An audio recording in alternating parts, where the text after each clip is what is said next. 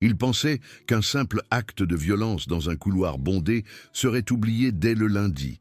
Il croyait que l'argent pouvait effacer les images de surveillance, que le pouvoir pouvait réécrire les dossiers médicaux et que la peur réduirait les témoins au silence. Mais ils ont sous-estimé une chose: une mère qui avait survécu à des zones de guerre n'allait pas se rendre à un système corrompu.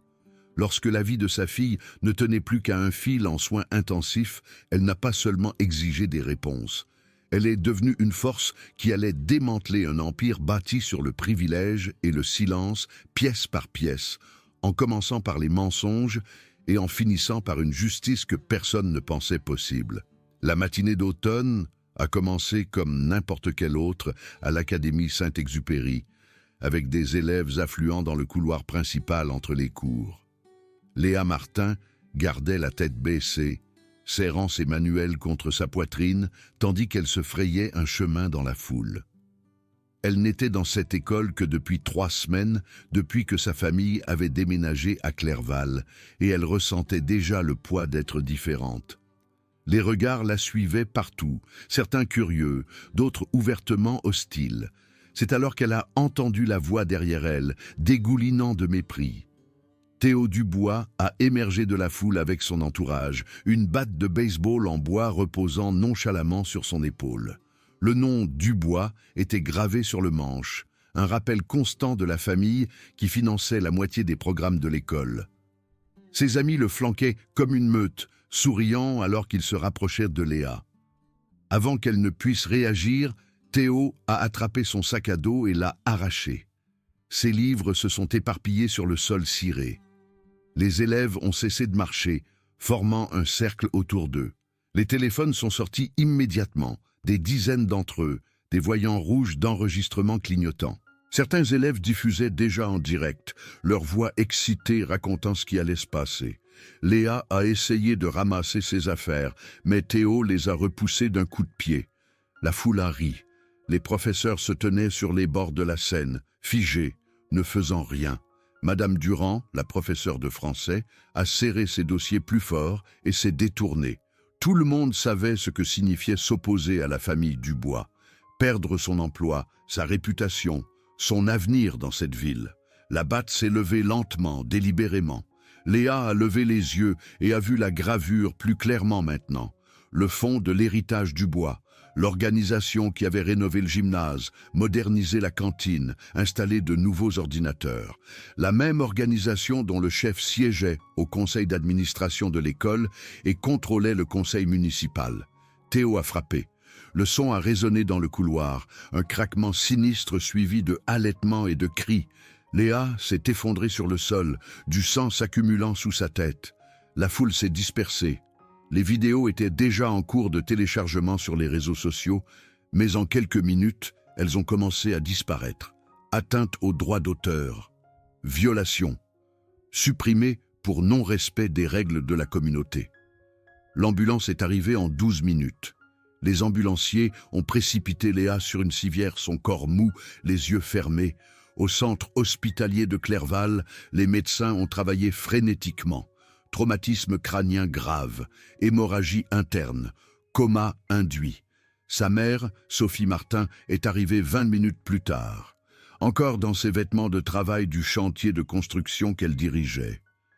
Mais rien dans sa vie civile ne l'avait préparée à ce moment comme ses années dans l'armée l'avaient fait. Sophie se tenait dans le couloir des urgences, regardant à travers la vitre les médecins travailler sur sa fille. Ses mains étaient fermes, son visage composé, mais à l'intérieur, quelque chose d'ancien et de puissant s'éveillait. Elle avait commandé des soldats dans des zones de combat. Elle avait pris des décisions de vie ou de mort sous le feu. Et maintenant, en regardant son enfant inconscient, elle comprenait que ce serait sa bataille la plus importante. Le docteur est sorti avec un bloc-notes.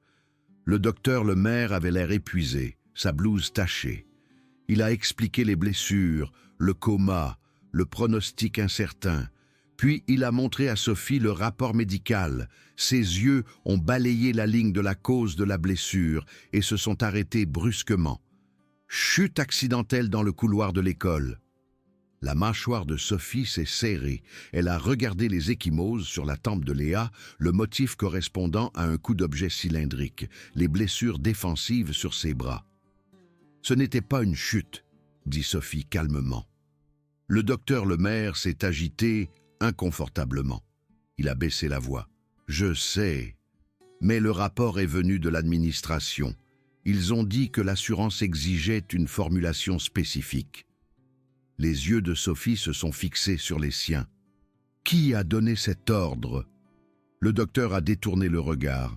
« Je ne peux pas le dire, mais ça vient d'en haut. » Sophie a passé cette première nuit assise sur une chaise à côté du lit de Léa, regardant les moniteurs, écoutant la respiration mécanique. Elle n'a pas pleuré, elle a planifié. À l'aube, elle avait passé 3 douzaines d'appels. Un est allé à un ancien soldat qu'elle avait formé, travaillant maintenant comme consultant en sécurité. Un autre est allé à un avocat spécialisé dans les affaires de discrimination scolaire. Le troisième est allé à tous les contacts de parents qu'elle pouvait trouver dans l'annuaire de l'école. Lorsque Sophie est entrée dans le bureau de la proviseure Isabelle Moreau le lendemain matin, elle a trouvé une pièce conçue pour intimider. Murs en verre, meubles coûteux, plaques célébrant la générosité de la famille Dubois. Isabelle était assise derrière son bureau, impeccable dans un tailleur sur mesure, son sourire étudié et froid. « Madame Martin, je suis terriblement désolée pour l'accident de Léa », commença Isabelle, faisant glisser un dossier sur le bureau. Sophie l'ouvrit. Le même mensonge. Chute accidentelle. Pas de témoin. Dysfonctionnement de la caméra. Elle ferma le dossier lentement. Ma fille a été battue avec une batte devant 50 élèves. Où est le vrai rapport? Le sourire d'Isabelle n'a pas faibli. Malheureusement, notre système de surveillance était en maintenance ce jour-là. Sans preuve vidéo, nous ne pouvons que nous fier aux déclarations des témoins et aucune ne confirme votre version des faits. Sophie se pencha en avant. Alors je trouverai mes propres témoins. Elle quitta le bureau et se rendit directement au laboratoire des médias de l'école, où elle trouva Emma Garnier, Jordan Petit et Chloé Rossi, des élèves journalistes qui tenaient le blog d'actualité de l'école. Ils supprimaient des fichiers de leurs ordinateurs, les mains tremblantes. « Ils ont menacé de nous expulser si nous ne détruisons pas tout », dit Emma, les larmes coulant sur son visage. Sophie regarda les 3 adolescents et vit des soldats en devenir. « Combien en avez-vous sauvé ?» Jordan leva une clé USB. « Tous les angles. Nous l'avons sauvegardé avant qu'ils ne puissent nous arrêter. » Sophie prit la clé avec précaution, comme si elle était explosive. « Alors nous allons à la guerre. » Ce soir-là, Sophie rencontra Claire Leblanc, une avocate qui s'était forgé une réputation en défendant les victimes d'abus institutionnels. Claire examina les images en silence, son expression s'assombrissant à chaque seconde. Quand ce fut terminé, elle leva les yeux. Ce n'est pas seulement une agression, c'est un complot visant à entraver la justice. L'hôpital, l'école, peut-être le commissariat de police. Jusqu'où va l'influence des Dubois? Partout, répondit Sophie. Richard Dubois préside le conseil d'administration de l'école, finance l'expansion de l'hôpital, et son cabinet d'avocats représente la moitié des entreprises de la ville. Claire sourit sombrement. Alors, nous aurons besoin de plus qu'un procès. Nous aurons besoin d'un mouvement. Ils ont commencé avec les parents. Sophie a convoqué une réunion au centre communautaire, s'attendant à peut-être une douzaine de personnes. Plus d'une centaine se sont présentés. Des parents qui avaient été réduits au silence auparavant, qui avaient vu leurs enfants harcelés, qui s'étaient plaints et avaient été ignorés. Sophie se tenait à l'avant de la salle, les photos médicales de Léa projetées sur le mur derrière elle, non éditées et brutales. « Ils pensent que nous allons nous taire », dit Sophie, sa voix portant l'autorité de quelqu'un qui avait commandé des troupes. « Ils pensent que l'argent et le pouvoir vont nous faire disparaître. Ils ont tort. » La salle a éclaté en applaudissements. Un père s'est levé. « Mon fils a été hospitalisé l'année dernière. Ils ont appelé ça une blessure sportive. Je savais que c'était une agression, mais j'avais trop peur de me battre. Un par un, d'autres parents ont partagé des histoires similaires. Un schéma a émergé. Des années de violences dissimulées, des preuves détruites, des familles intimidées. Pendant ce temps, au domaine de Richard Dubois, une réunion d'urgence était en cours. Richard était assis à la tête d'une longue table, son costume coûteux parfaitement repassé, son visage calme, mais ses yeux calculateurs. Autour de lui était assis la proviseure Moreau, le proviseur adjoint Jean-Pierre Lambert, l'administrateur de l'hôpital Bernard Dupont et l'équipe juridique de la famille. « Cette femme devient un problème », dit Richard calmement. « Elle organise les parents, engage des avocats, va dans les médias. Nous devons contenir cela avant que cela ne se propage au-delà de Clerval. » Jean-Pierre Lambert prit la parole nerveusement. « Monsieur, il y a des images. Les élèves les ont sauvegardées avant que nous ne puissions tout supprimer. » L'expression de Richard ne changea pas, mais ses doigts tambourinèrent une fois sur la table. « Alors nous les discréditons. Deepfake, montage, manipulation. Nous avons des experts qui peuvent semer le doute sur n'importe quoi. » Il se tourna vers son directeur de la communication. « Lancez une campagne. Faites passer Sophie Martin pour une personne instable, obsessionnelle, exploitant l'accident de sa fille pour attirer l'attention. Au moment où nous aurons fini, personne ne la croira. » La contre-attaque commença en quelques jours. Les chaînes d'information locales, toutes dépendantes des revenus publicitaires des Dubois, ont diffusé des reportages remettant en question l'authenticité des vidéos. Des commentateurs rémunérés ont suggéré que Sophie incitait les élèves à mentir. Des comptes de médias sociaux anonymes ont publié des extraits modifiés faisant passer l'incident pour accidentel. Le hashtag que les parents avaient lancé, Justice pour Léa, a été inondé de bots et de trolls. Mais Sophie avait anticipé cela. Elle avait appris dans le renseignement militaire que la vérité devait être protégée comme une forteresse, avec de multiples couches défensives. Claire a déposé des injonctions d'urgence pour préserver toutes les preuves. Emma, Jordan et Chloé ont créé un réseau d'élèves dans 3 écoles, chacun sauvegardant et distribuant les images originales via des canaux cryptés. Sophie elle-même est apparue dans des podcasts indépendants et des émissions en streaming qui ne pouvaient pas être achetées. Le tournant est venu lorsque Karine Meunier, l'infirmière qui avait soigné Léa pour la première fois, contacta Sophie en privé. Elles se sont rencontrées dans un parking à minuit, Karine serrant une enveloppe manille. « J'ai fait des copies avant qu'il ne modifie tout. L'évaluation médicale originale, les photos, les notes du docteur Lemaire, tout prouve que c'était une agression, pas une chute. » Sophie prit l'enveloppe. « Pourquoi faites-vous ça? Vous pourriez perdre votre emploi. » Les yeux de Karine se sont remplis de larmes. « Parce que j'ai une fille de l'âge de Léa. Si cela lui arrivait, je voudrais que quelqu'un se lève. » Sophie embrassa l'infirmière. « Merci d'être courageuse. » Armée de preuves médicales, d'images vidéo et d'une coalition croissante de parents, Sophie exigea une audience publique devant le conseil d'administration de l'école. Richard Dubois ne pouvait pas refuser sans paraître coupable. Alors il accepta, confiant qu'il pouvait contrôler le récit. L'audience était prévue un mardi soir dans l'auditorium du lycée. Plus de 500 personnes se sont entassées dans l'espace, avec des centaines d'autres à l'extérieur. Les médias locaux et nationaux ont installé des caméras. Le conseil d'administration de l'école était assis à une longue table sur la scène, Richard Dubois au centre, son expression sereine. Sophie était assise au premier rang, Claire à côté d'elle, une mallette pleine de preuves à leurs pieds. L'audience a commencé avec la proviseure Moreau, présentant la version officielle de l'école. Léa avait glissé, s'était cogné la tête, et l'incident avait été tragiquement exagéré par une mère émotive. Elle a montré des extraits vidéo modifiés qui rendaient l'événement ambigu. Plusieurs membres du conseil d'administration ont hoché la tête avec sympathie.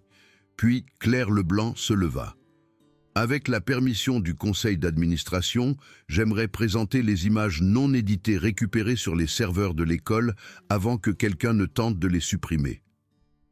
Le sourire de Richard Dubois vacilla un instant. Objection, l'authenticité de ces images est discutable. Claire n'hésita pas. Alors faisons-les analyser par un expert médico-légal indépendant, à moins que vous n'ayez peur de ce qu'il trouvera. La foule murmura. Le conseil d'administration n'eut d'autre choix que d'accepter. Les images ont été diffusées sur le grand écran, d'une clarté cristalline, horodatée, non éditée. Théo Dubois se moquant de Léa, la batte se levant, le cou, Léa tombant. Des halètements ont rempli l'auditorium. Les parents ont pleuré. Richard Dubois était assis figé, son visage pâle. Mais Claire n'avait pas terminé. Elle a présenté la documentation médicale de Karine Meunier, montrant l'évaluation originale avant qu'elle ne soit modifiée. Elle a appelé Emma, Jordan et Chloé à témoigner sur le fait d'avoir été menacées de supprimer des preuves.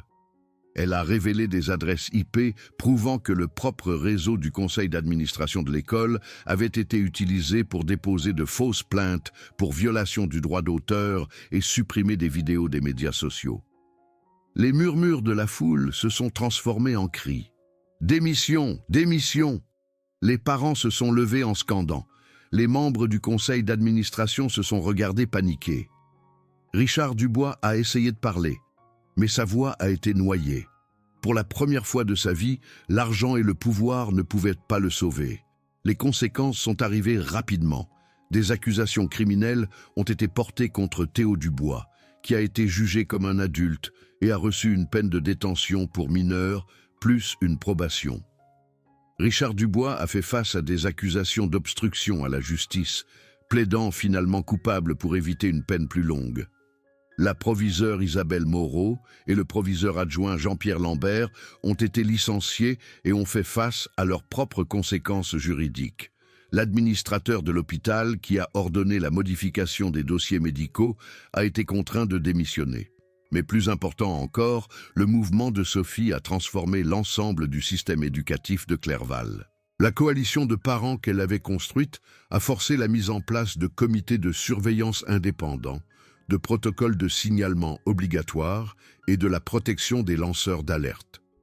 Chaque école a installé des systèmes de surveillance inviolables avec des images automatiquement sauvegardées sur des serveurs externes. Une ligne d'assistance téléphonique dédiée a été mise en place pour permettre aux élèves de signaler le harcèlement de manière anonyme. 18 mois après l'agression, Léa s'est réveillée de son coma. La guérison a été lente et douloureuse, mais elle a persévéré. 2 ans plus tard, elle est retournée à l'Académie Saint-Exupéry, qui avait été rebaptisée sous une nouvelle direction. Lors de son premier jour de retour, les élèves ont bordé les couloirs, applaudissant alors qu'elle traversait. Une plaque commémorative avait été installée à l'endroit où elle était tombée, gravée des mots « Là où le silence s'est arrêté, la justice a commencé ». Léa est devenue conférencière, voyageant dans les écoles à travers le pays pour partager son histoire et encourager d'autres victimes à se manifester. Sophie a quitté son emploi dans la construction pour travailler à temps plein sur la réforme de l'éducation, nommée première directrice de la sécurité des élèves de l'État. Le cabinet d'avocats de Claire Leblanc s'est développé pour traiter des affaires similaires à l'échelle nationale, remportant des règlements historiques qui ont forcé des changements systémiques dans les écoles à travers le pays. Les répercussions se sont poursuivies pendant des années. D'autres familles se sont manifestées avec des histoires qu'elles avaient eu trop peur de raconter. D'autres systèmes corrompus ont été exposés et démantelés. Ce qui avait commencé comme le combat d'une mère pour sa fille est devenu une remise en question nationale de la façon dont les écoles gèrent la violence, le privilège et la responsabilité. Lors du 5e anniversaire de l'agression, Clerval a organisé une célébration communautaire. La place de la ville était remplie de familles, d'élèves, d'enseignants et de réformateurs qui avaient été inspirés par l'histoire de Sophie et Léa. Léa, maintenant diplômée et se dirigeant vers la faculté de droit, se tenait au podium pour parler. La cicatrice sur sa tempe était encore visible, mais elle la portait avec fierté. « Il y a 5 ans, je pensais que ma vie était finie. dit Léa, sa voix ferme et forte.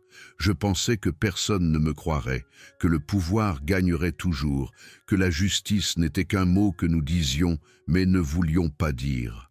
Mais ma mère m'a appris quelque chose d'important. Le silence est le véritable ennemi. La peur est la véritable arme. Et la seule façon de les vaincre est de refuser d'être silencieux et de refuser d'avoir peur. Sophie se tenait dans la foule, regardant sa fille, des larmes coulant sur son visage pour la première fois depuis ce matin terrible à l'hôpital. Autour d'elle, des centaines de parents tenaient des pancartes portant l'inscription « Merci Sophie » et « Le courage de Léa a sauvé mon enfant ». Le maire a remis à Sophie les clés de la ville. Le gouverneur a promulgué la loi Léa Martin, mandatant des réformes radicales dans les protocoles de sécurité scolaire à l'échelle de l'État. Mais le moment dont Sophie se souviendrait le plus est venu plus tard ce soir-là, lorsqu'une jeune fille s'est approchée d'elle timidement. « Madame de Martin, » dit la fille, « j'étais harcelée à mon école, mais j'avais trop peur d'en parler à qui que ce soit. Puis, j'ai entendu parler de vous et de Léa. Alors j'ai dit à ma mère, et elle s'est battue pour moi, tout comme vous vous êtes battu pour Léa. Et ça s'est arrêté. » La fille serra Sophie dans ses bras. « Merci de nous avoir montré comment être courageux. » Sophie s'agenouilla au niveau de la jeune fille, prenant ses mains. « Tu étais déjà courageuse. Tu avais juste besoin de la permission de le montrer. Et maintenant, tu vas inspirer quelqu'un d'autre à être courageux aussi. C'est ainsi que le changement se produit vraiment, une personne à la fois refusant d'accepter que les choses soient ainsi. » Alors que la célébration se poursuivait dans la nuit, avec de la musique, des discours et des larmes de joie, Sophie trouva un moment de calme seule. Elle leva les yeux vers les étoiles, pensant à ce matin d'il y a 5 ans, où elle avait failli perdre Léa pour toujours. Elle pensa à tous les parents qui avaient rejoint le combat, à tous les élèves qui avaient risqué l'expulsion pour préserver l'épreuve, à tous les enseignants qui avaient finalement trouvé le courage de dire la vérité au pouvoir. Le combat avait été brutal. Il y avait eu des moments où elle avait voulu abandonner, des nuits où elle avait pleuré seule dans sa voiture, des jours où le poids de l'opposition était accablant. Mais elle n'avait jamais arrêté, car arrêter aurait signifié accepter que certains enfants comptent plus que d'autres, que l'argent puisse acheter l'immunité contre les conséquences, que les puissants écrasent toujours les impuissants. Et en refusant d'accepter ce monde, Sophie et Léa et toutes les familles qui les ont rejointes en ont créé un autre. Pas parfait, pas terminé, mais fondamentalement changé. Un monde où l'amour d'une mère pouvait renverser un empire, où le courage d'une adolescente pouvait inspirer des milliers de personnes, où la justice, la vraie justice, était possible si suffisamment de personnes étaient prêtes à se battre pour elle. Léa rejoignit sa mère sous les étoiles, glissant sa main dans celle de Sophie. « À quoi penses-tu » demanda-t-elle. Sophie sourit. « Je pense à comment il pensait que te renverser serait la fin de l'histoire, mais ce n'était vraiment que le début.